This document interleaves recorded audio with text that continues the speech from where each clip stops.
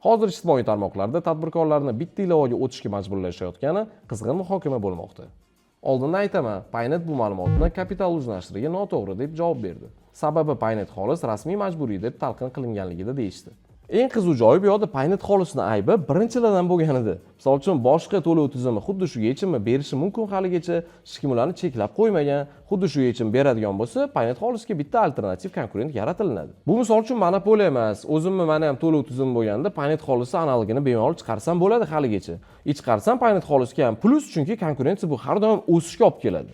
To'g'risini aytsam, nimaga o'zi qayg'uryapman? Men o'zim ham misol uchun YTT ochganman.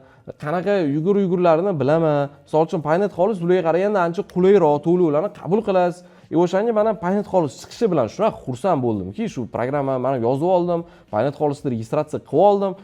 Endi to'g'risini aytsam, qulay programma. Nima deya olaman? Endi misol uchun noqulay bo'lganda yoki neudobniy yoki qanaqadir boshqa minuslari bo'lganda, men sizlarga primo aytardim.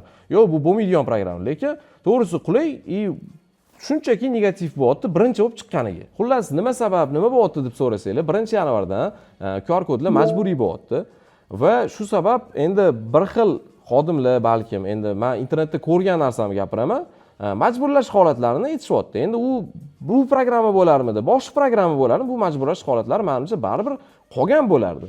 Endi sizga, kuzatuvchiga savol beraman. Siz nima deb o'ylaysiz? O'zi bu muammo nimadan kelib chiqqan? Qanaqa bu muammoni yechsa bo'ladi? Va albatta o'zingizni fikringizni yozing. Paynet xolis agar ishlatib ko'rgan bo'lsangiz, qanaqa sizga programma yoqdimi, yoqmadimi? Javobingizni albatta izohlarda kutib qolamiz.